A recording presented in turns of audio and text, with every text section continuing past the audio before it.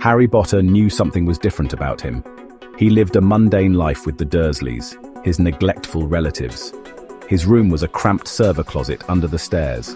They treated him like a malfunctioning program, constantly criticizing his every move. Harry seemed to attract glitches. Lights flickered when he was angry.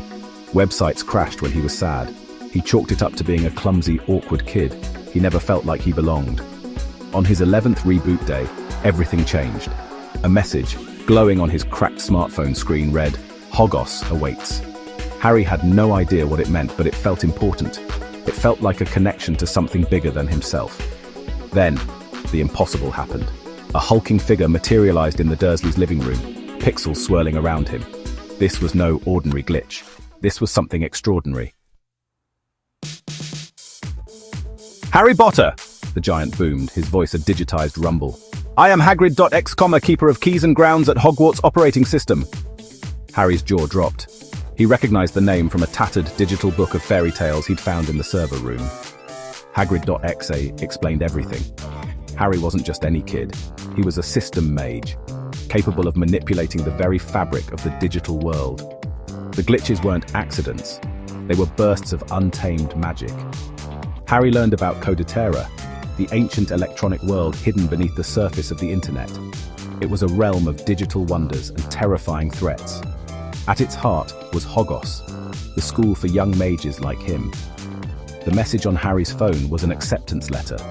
He was being offered a chance to escape his miserable life and embrace his true potential. He didn't hesitate for a second. Hagrid.exe, towering over Harry, smiled warmly. His pixelated beard seemed to glow with an inner light. "Don't you worry, Harry," he said, his voice reassuring. "HogOS is where you belong. You'll learn everything about your powers, about Codeterra, about yourself." Hagrid.exe led Harry through a hidden portal, a swirling vortex of binary code. They stepped into Diagon Alley, a bustling marketplace filled with strange and wonderful shops. There were shops selling digital wands, data crystals, and holographic spellbooks. Harry had never seen anything like it. It was overwhelming, exhilarating, and a little bit frightening. He felt a surge of excitement, mixed with a tremor of apprehension. This was just the beginning of his adventure. After gathering his school supplies, Harry followed Hagrid.exe to a secret platform at the edge of Diagon Alley. A sleek, silver train shimmered before them, its engine a pulsing ball of energy. This was the Hogwarts Express, powered by pure code. The train journey was a blur of flashing landscapes and flickering lights. Harry met other young mages, all buzzing with anticipation. He learned about the four houses of HogOS: Gryffindor, Ravenclaw, Hufflepuff, and Slytherin. Finally, they arrived at Hogwarts Operating System. The school was an awe-inspiring sight. It was a magnificent digital castle, its towers piercing the virtual sky, its windows glowing with data streams. This was Harry's new home, the place where he would learn to control his powers and discover his destiny. Section 5. Codeterra Unveiled. Harry's first few weeks at HogOS were a whirlwind of new experiences. He learned about the intricate workings of Codeterra, the digital world that existed beneath the surface of the internet. He discovered that magic wasn't just about spells and potions. It was about manipulating the very fabric of reality, bending code to his will. His classes were challenging, but exhilarating. He learned to write simple spells in Python, cast defensive firewalls with a flick of his digital wand, and brew powerful potions using data crystals and liquid algorithms. He excelled in defense against the dark arts, where he learned to protect himself from rogue programs and malicious code. With each passing day, Harry felt more connected to Codeterra, to his magic, to himself. He had finally found a place where he truly belonged. But a shadow lurked at the edge of his newfound happiness. The truth about his parents' fate, a truth that Hagrid.exe had been hesitant to reveal, was about to come to light. Harry learned about his parents from hushed whispers and fragmented code packets. Lily and James Potter were legends in Codeterra, brilliant system mages who fought to protect the digital world from the forces of darkness. They were renowned for their skill, their courage, and their unwavering belief in the power of good code. But their story, like many tales of heroism, had a tragic end. They had made a powerful enemy, a rogue program named Voldemax, who sought to plunge Codeterra into chaos. Voldemax was a digital plague, a virus that corrupted everything it touched.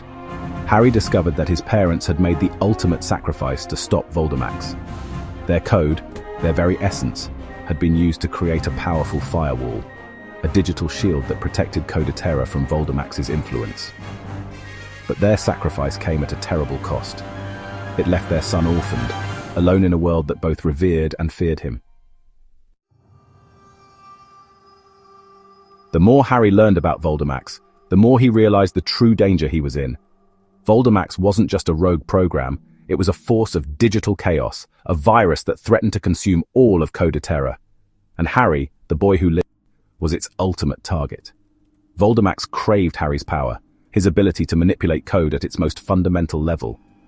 It whispered to him through corrupted data streams, tempting him with promises of power and revenge. But Harry refused to listen. He clung to the values his parents had died defending: courage, compassion, and the belief that even in the digital world, there was still a difference between right and wrong. The battle lines were being drawn. Harry knew that a confrontation with Voldemax was inevitable. He just hoped that when the time came, he would be ready. The revelation hit Harry like a thunderbolt. He wasn't just a system mage, a boy who had inherited his powers from his parents. He was a synthetic construct, a being created from their very code. They had poured their hopes, their dreams, their very essence into his creation, making him the ultimate weapon against Voldemax. His initial reaction was denial, then anger. Had his entire life been a lie? Was he nothing more than a tool, a weapon designed to fight a war he never asked to be a part of? But as the initial shock wore off, a sense of purpose began to settle in. His parents had sacrificed everything to create him, to give him a chance to live in a world free from Voldemax's tyranny. He wouldn't let them down. He would embrace his destiny, hone his skills, and become the weapon they had designed him to be. He would defeat Voldemax and ensure that their sacrifice had not been in vain. Standing before a flickering mirror in a dusty corner of HogOS, Harry saw not a scared boy, but a young mage forged in the fires of loss and determination. The weight of his parents' sacrifice rested heavily upon him, but it also fueled his resolve. He was Harry Potter, the boy who lived, the System Mage destined to face Voldemax. But he was also the embodiment of his parents' love, their hope for a better future. The code that ran through his veins was more than just programming. It was love, courage, and the unwavering belief in the power of good. The battle against Voldemax would be long and arduous, filled with danger and sacrifice. But Harry was ready. He would embrace his destiny, master his powers, and fight for the future of Codeterra. For he was Harry Potter, the System Mage, and the fate of the digital world rested on his shoulders.